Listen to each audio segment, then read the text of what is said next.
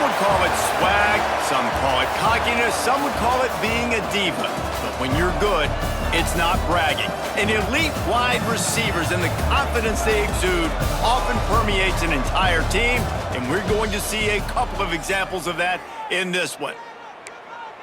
Glad to have you with us from Maverick Stadium in Logan, Utah, home to the Utah State Aggies. As we'll see a squad from the Sun Belt, the Louisiana Raging Cajuns. Wide open downfield. He's into the open down the middle.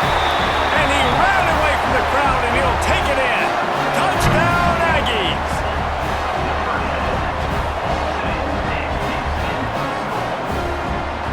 Getting set for the extra point after putting the scoreboard to work for the first time. And the extra point makes it 7-0. That drive not too taxing on the playbook. One play, put it in the end zone just like that.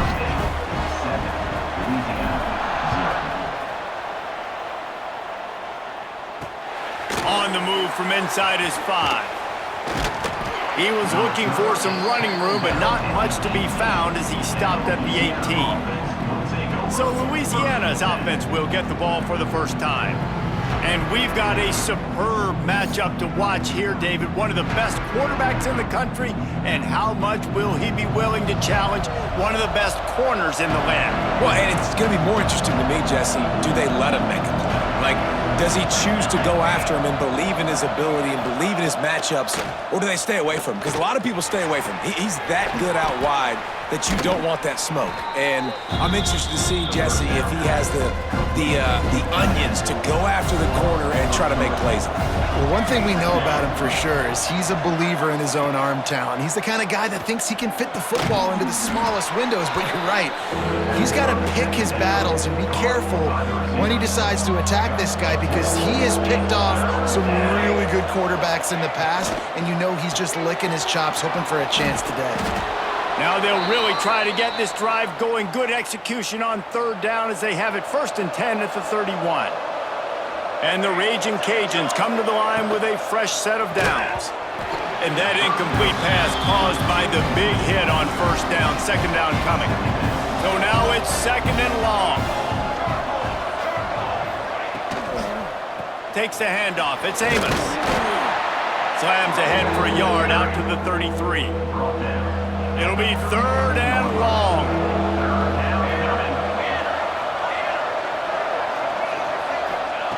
Moore will throw. He lost it high and deep down the left side. And that'll be incomplete. They certainly weren't afraid to take a shot there, and now it's 4th down. The Raging Cajuns will try to pin them back with the punt. Looks as if they might have a little something going on that drive, but they'll have to kick it. They make the stop, and that is exactly what you want out of your punt cover unit. Utah State has it back, ready to go to work on offense. Already a solid start to this one, now back to work with this 7-0 lead. Makes the grab down the middle. Got the completion, but nowhere to go as that defense reacted quickly. To the air on 2nd down. Got his man. No chance to run, but they still move it forward. And the Aggies come to the line on 3rd and short, trying to keep the drive alive. Grabbed in the middle, it's Hunter. There to make the tackle, and that's how we'll wrap up this first period. The quarter comes to a close. Utah State has the lead. And we've come to the end of one, and let's take a quick moment to catch up on the stats. Lots of time left and ready to go back at it here in the 2nd quarter. Off the play fake on 1st down to throw. Grabbed behind the line. It's Dalton. They make the stop, trying to pick up just a little bit at a time to get to that 1st down marker. The Aggies can really attack on this 2nd and short. Finds his man down the middle.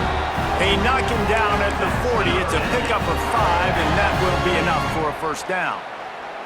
All wideouts, no backs. Wants to throw it. And he dropped it. Just didn't hook the thing all the way in. And that doesn't happen very often. That's their go-to guy. I love the way they move him around the field, and they try to attack the middle with him to get the ball in his hands and let him do some damage. And he shows you the drop. Okay, it's in there, but it doesn't happen very often.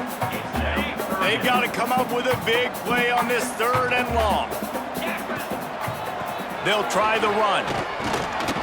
He's not going to make it. What a job by this defense to stop him in his tracks.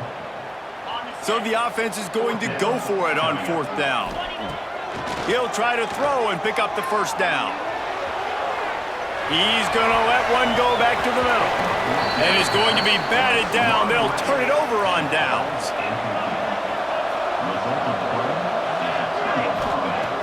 Moore to the air. Looking to the big tight end. Got him downfield. He's loose down the left side. And he slipped through the crowd, and he'll house it. Touchdown, Cajuns. Nice job putting a drive together. Nice job punctuating the end of the first half. There's still some time left, Palmer, but they can tie this thing up right now. Yeah, and this is a stat that has so much confidence in their offense. I like staying aggressive right here, going for 2, taking the lead into halftime, and putting a ton of pressure on the opponent. The officials offer the deal, and the coach accepts it. They will take the penalty. The kickoff unit is out there, and boy, did that last drive quiet this crowd. Just unloaded on the kickoff. Don't have to worry about a return on a kick like that. They'll bring it out to the 25. Quarterback empties his backfield. To the air on 1st down. That's reeled in. It's Thompson. They bring him down, but not before he gets a 1st down at the 35. Running out of time here in the first half. They're going to have to be efficient to put some points on the board before the break. Looking to throw on 1st down. Here's the pressure. It is incomplete, and now there are 4 seconds remaining. They'll have just enough time to get one more snap before the half.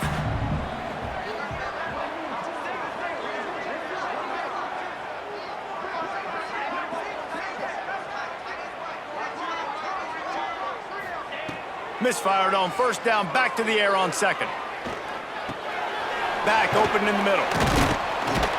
They make the stop, and that is the end of the first half.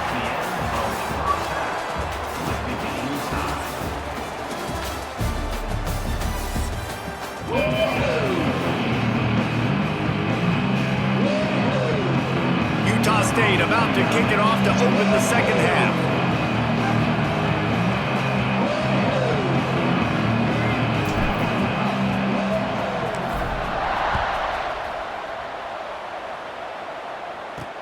He'll start the return inside his 5.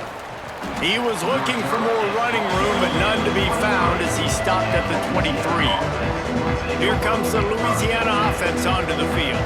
First drive of the second half, always fun to watch. You see what type of tweaks were made at the half, especially when you're locked up in a ball game like this one. Yeah, and it's been a good game. I mean, it's been a little bit of back and forth and a feeling out process. And now once you get in the second half, who's going to get aggressive, Palmer? Who's going to take some shots, try to make some plays, and really go for it?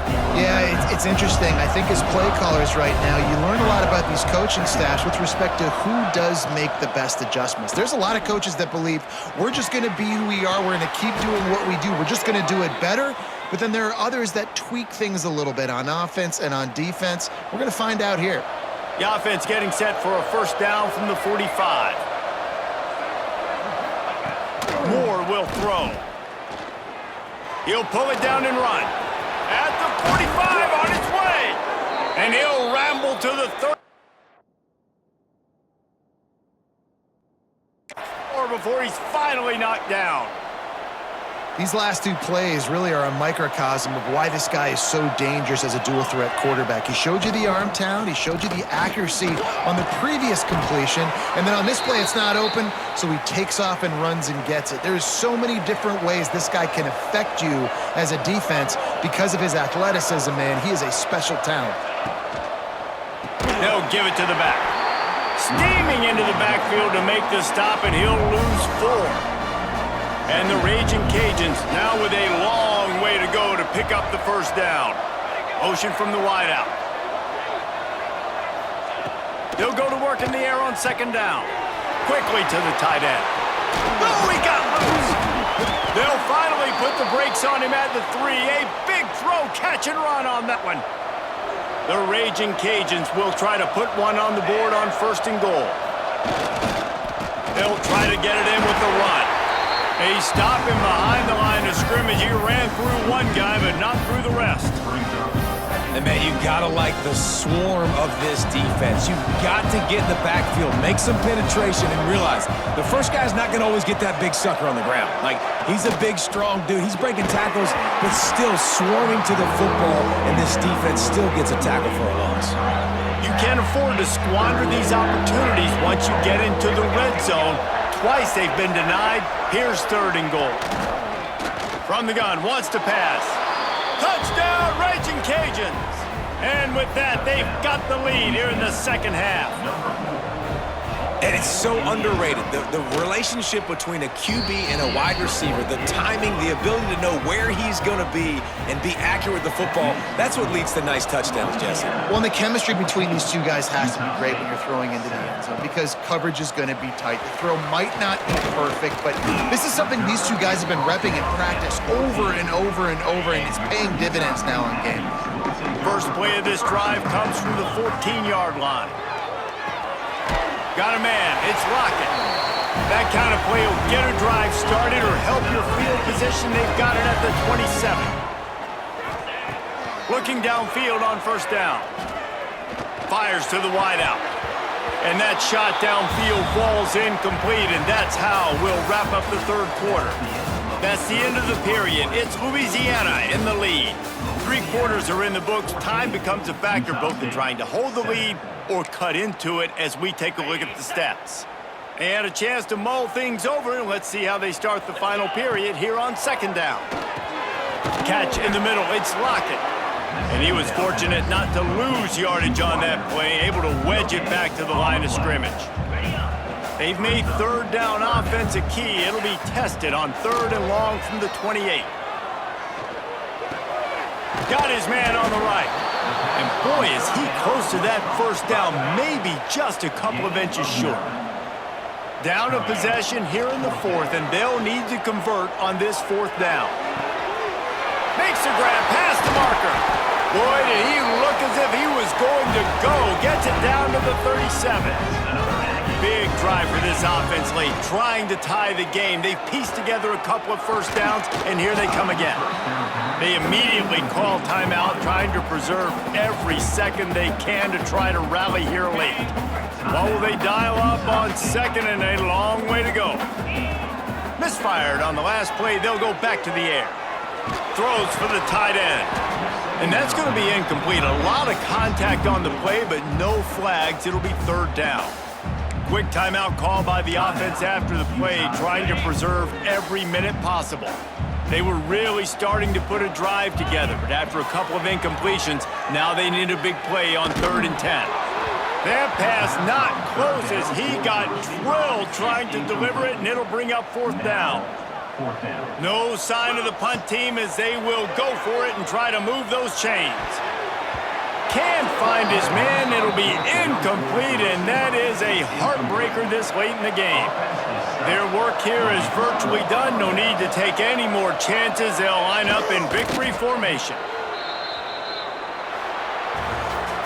To be honest, both of these offenses played as if they were waist-deep in mud. Plenty of struggles, and they come up just short in this one. Definitely a defensive struggle here. So the good news for this team is you like what you saw on that side of the football, guys making plays, but the offense has got to be able to pick it up. You've got to be able to find ways to generate explosive plays and generate points. They couldn't do it. And it's very frustrating for a defense when you see your offense time and time again not come through. They did their job. Offense next time just has to do a lot better. That's going to do it from here. For David Pollack and Jesse Palmer, I'm Reese Davis, and you've been watching another presentation of EA Sports College Football.